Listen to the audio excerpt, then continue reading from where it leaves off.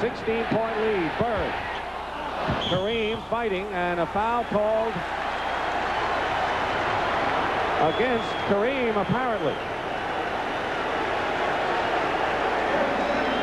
Abdul-Jabbar with his second foul. Quinn Buckner likes what he sees as he looks up at the scoreboard. Larry Bird on the other end. Watch this steal.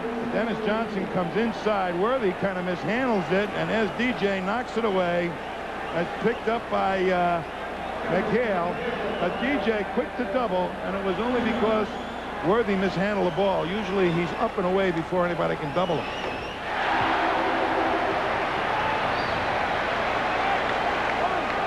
You know, when you can smell victory, you put all the extraneous things aside. Heat, cold, rain. You know, some of these buildings just a leak. Yeah, but the Los Angeles Lakers smelled victory twice in games 2 and 4 and didn't do that.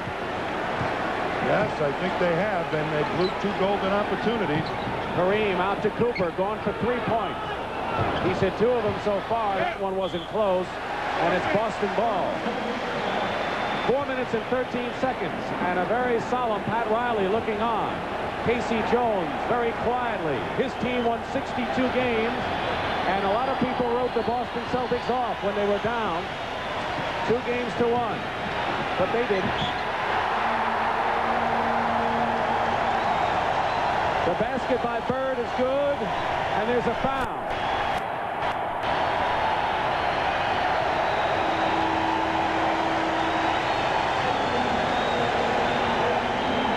It's on Worthy, number 4. This is a spectacular move by supposedly a slow man. He takes what Worthy gave him and goes right by him. I'll tell you, Worthy out there trying to stop his outside shot. Bird took advantage of him. Larry Bird has 34 points and 17 rebounds. Nader. And Nader is fouled.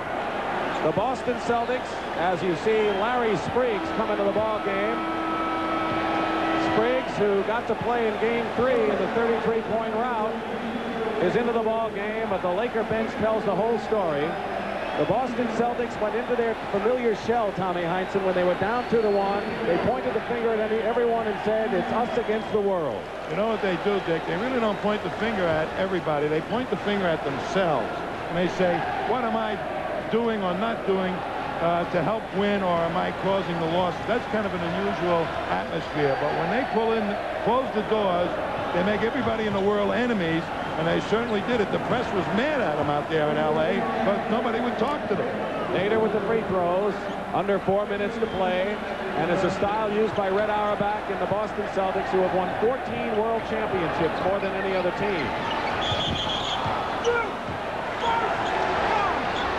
And they're going to call a foul. It'll be against Boston, and Kevin McHale is fouled out of the ball game.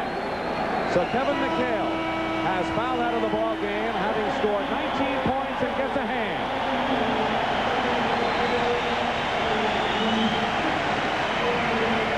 Didn't play many minutes, but he made a very solid contribution when he was in there.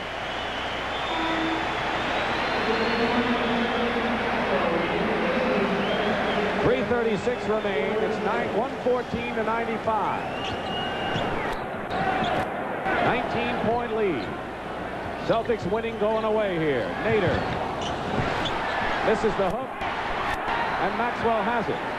And I think as time wears down, Tom, the question is going to be, for the first time in the series, how the Boston Celtics are going to handle prosperity as they go into Game 6 in Los Angeles. That well could be the question.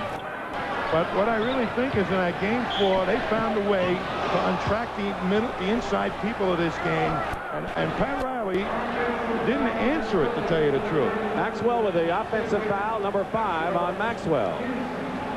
3 minutes to go.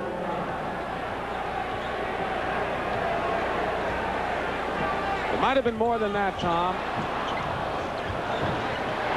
Rebound Maxwell. I think a lot of it had to do with the Celtics asserting themselves physically, and I think it did have an effect on the Lakers.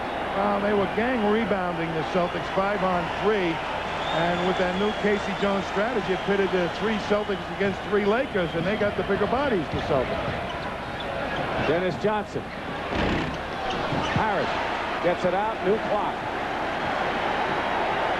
Urban Magic Johnson. Tonight he has scored 10 points. And Robert Parrish is down. Parrish. I think he's got a cramp. Parrish is down, and a timeout. Casey Jones, Thomas Silva, the Celtic team possession going over. While we have a moment, want to remind you that Game 6 will be played Sunday at the Forum in Los Angeles. 3:30 Eastern Time will be with you, and it'll be up to the Lakers on their home court to try to even this best-of-7 series and send the series into a 7th and deciding game Tuesday night in Boston. But we'll be back to the Garden in just a moment. Robert Parrish, 13 points, 13 rebounds, and 3 block shots. His best work was off the boards and on defense today. Suffered that cramp. And with Kite in there, Greg Kite, the rookie, Parrish may be sitting down. We'll wait and see. Meanwhile, the Los Angeles Lakers and Pat Riley have some things to think about on the 6-hour flight tomorrow back to the West Coast for game number 6 Sunday. And what do you think he may be thinking about to retaliate and get back and tie this series? I think what he really has to do is try and get back some of that rebounding that he had in the big blowout game that showed the strength of this team. But it was only because of the rebounding they scored the way they did.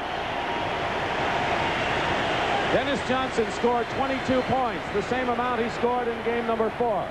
So you think the boards are the big thing? Well, you've got to take the offensive boards away from the Celtics so you can trigger your fast break. Here's Kite. The rookie from Brigham Young gets his first point.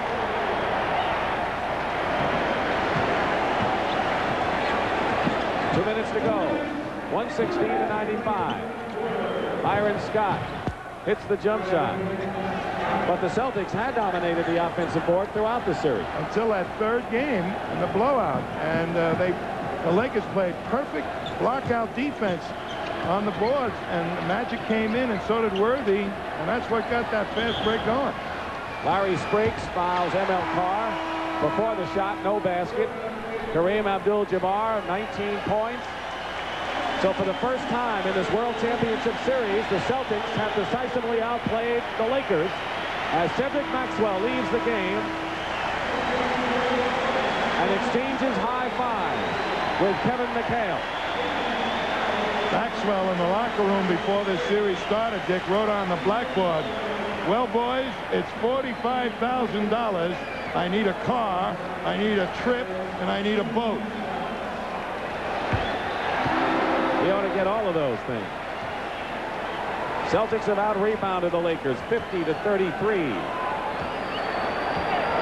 I would think that Pat Riley's going to tell his team, you remember how aggressive you were in the wins? Well, you're going to have to come out that way again, and like you did in games 1 and 3. Well, I think the Celtics strategy the first couple of games is the wrong way to try to beat the Lakers. Now they found a way, and the Lakers know they're in a tough battle. They've got to answer with something coming back. And part of that was the fact that the Celtics started to hit their outside shots as Nader hits the hook. If the Celtics hadn't hit the outside shots, it wouldn't have meant anything. Dennis Johnson hitting those shots and Bird pulling outside, moved, opened up the painted area. Danny Ainge to Kite, blocked by Larry Spriggs. Carlos Clark, who was the 91st player picked in the draft, the 4th round out of Ole Miss, is in the game. Quinn Buckner fires away. And Spriggs. McGee throws it behind.